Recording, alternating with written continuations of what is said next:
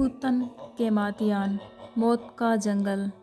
कहानी के पहले भाग में दिखाया जाता है जब वो तीनों दोस्त उससे बच जाते हैं, लेकिन एक दोस्त को आत्मा अपने काबू में कर लेती है। ये बात किसी को भी पता नहीं चलती, ना ही मंदिर के पुजारी को, ना ही बाकी दोस्तों को। सब यही समझते हैं कि अब आत्मा से उन्हें छुटकारा मिल गया है और वहीं पर पहला भाग समाप्त होता है। तो आज दूसरा भाग शुरू करते हैं कहानी का। कहानी शुरू होती है। सूरज की रोशनी गांव पर तो पड़ती है, लेकिन माहौल डरावना ही रहता है। सभी दोस्त गांव वालों से मदद मांगते हैं, लेकिन कोई भी उनकी मदद करने को तैयार नहीं। सभी को कंटिलांग की आत्मा का बेहद खौफ रहता है। सभी घरों के दरवाजे बंद हैं और खिड़कियों से बस डरती हुई आंखें झांक रही है। सुबह हो चुकी थी, पर गांव की हवा में रात की चीखें अब भी तैर रही थी। हर दरवाज़ा बंद था, मानो कोई अदृश्य डर इस कहानी को कैद किए बैठा हो। तीनों दोस्त मिलकर तय करते हैं वे इस कहानी को सुलझाएंगे।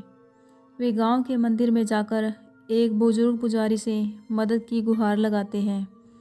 पुजारी बताते हैं कि कंटिलांग का श्राप तब तक ख़त्म नहीं होगा जब तक उसकी आत्मा की कहानी पूरी न सुनी जाए।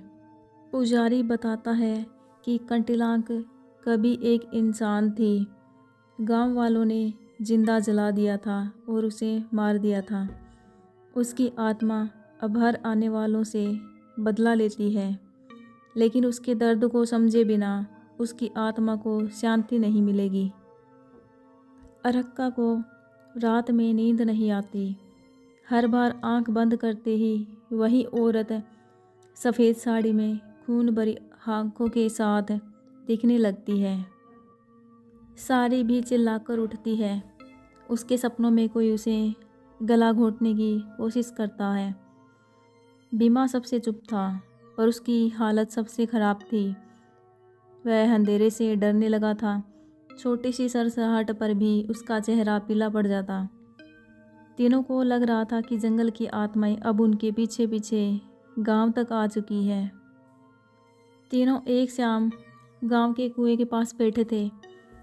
अचानक बीमा ने सुना किसी ने उसका नाम पुकारा, बीमा, लेकिन आसपास कोई नहीं था। सारी और अरक्का ने भी महसूस किया कि आवाज़ हवा से नहीं, उनके भीतर गूंज रही थी। सारी डरते हुए कहती है, वो हमें बुला रही है। अरक्का गुस्से में कहता है, अगर सच में वो आत्मा है तो हमें उससे सवाल करना होगा। जब तक सच नहीं जानेंगे, ये डर हमें चैन से जीने नहीं देगा। गांव के बाहर एक टूटा फूटा मंदिर था, जिसके बारे में कहा जाता था कि वही उस जंगल का रक्षक था। तीनों ने तय किया कि वहां जाकर उत्तर खोजेंगे।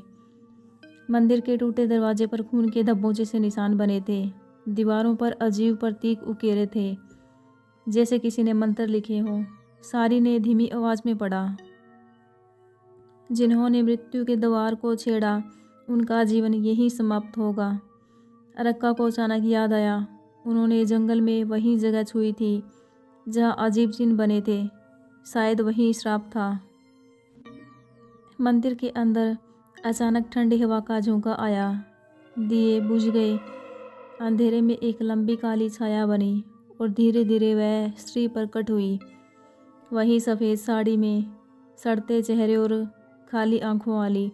उसकी आवाज़ गूंजी, तुम लोग लौट क्यों आए? मेरा श्राप अब तुम्हें जीने नहीं देगा।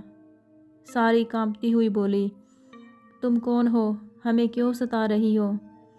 आत्मा हंसी। उसकी हंसी मंदिर की दीवारों से टकराकर गूंज उठी। मैं वो हूँ जिसे अपने ही लोगों ने धोखा दिया, और अब हर आने वाले को मेरे साथ मरना पड़ता है। अचानक बीमा ज़मीन पर गिर पड़ा। उसकी आंखें उलट गई और उसका मुंह अपने आप बोलने लगा, मैंने उसे मारा था, मैं उसकी चीखें सुनी थी।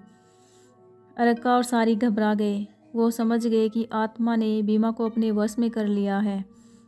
सारी चिल्लाई, बीमा जागो, लेकिन बीमा के होठों से वही औरत की आवाज़ निकल रही थी, अब उसकी आत्मा मेरे पास है।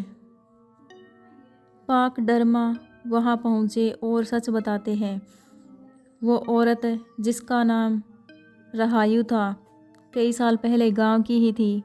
गांव वालों ने उस पर चुड़ैल होने का इल्ज़ाम लगाया और उसे जंगल में जिंदा जला दिया। तब से उसकी आत्मा वहीं कैद है। हर साल कोई ना कोई उसकी शिकार बनता ही है। अर्का गुस्से में बोला, तो गांव वाले ही असली कातिल है, वो निर्दोष थी। पाक डरमा ने सिर झुका लिया। हाँ, और अब तक उसकी आत्मा प्रतिशोध में भटक रही है। अर्का और सारी ने ठान लिया कि बीमा को बचाने और रहायु की आत्मा को मुक्त करने का कोई रास्ता ढूंढेंगे। मंदिर के ग्रंथों में लिखा था, श्राप केवल तब टूटेगा जब कोई निडर होकर उसके दर्द को स्वीकारे और उसे न्याय दे। सारी ने डरते हुए कहा, मतलब हमें उसके सामने खुद को सौंपना होगा। अर्का बोला, अगर यही रास्ता है तो मैं करूँगा। उसे सच बताना होगा कि अब कोई उसे धोखा नहीं देगा। रात में तीनों फिर जंगल पहुँचे। रहायु की आत्मा पेड़ों के बीच खड़ी थी, उसकी आंखों से आग निकल रही थी। अर्का उसके सामने जाकर बोला, रहायु, हम सच जानते हैं, तुम्हारे साथ अन्याय हुआ, लेकिन अब और निर्दोष नहीं मरेंगे, हम तुम्हें मुक्ति देंगे। आत्मा चीख उठी, तुम सोचते हो इतना आसान है। अर्का धीरे से आगे बढ़ा और बोला, अगर मेरे जीवन की कीमत देकर तुम्हें शांति मिलेगी तो मैं तैयार हूँ। आत्मा ने उसका गला पकड़ लिया। अर्का की सांसें टूट रही थी। तभी सारी चिल्लाई, नहीं, हम सब साथ देंगे। बीमा, जो अब धीरे धीरे आत्मा के वश से निकल रहा था, ने भी हाथ जोड़कर कहा, हमें माफ़ कर दो।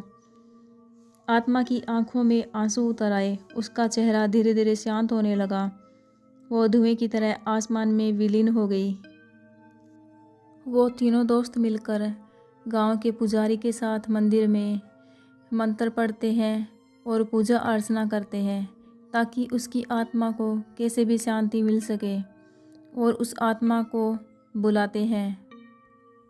तभी कंटिलांग की आत्मा वहाँ प्रकट होती है और सभी गांव वाले उससे माफ़ी मांगते हैं। आत्मा शांत हो जाती है और कहती है, शांति मिली, लेकिन याद रखना, यह जंगल अब भी मृत्यु का द्वार रहेगा। हर आत्मा जो यहाँ मरेगी उसका रास्ता यहीं से गुजरेगा। इतना कहकर वह गायब हो गई। अब सभी गांव वालों और उन तीनों दोस्तों के चेहरे पर राहत भी थी और डर भी था।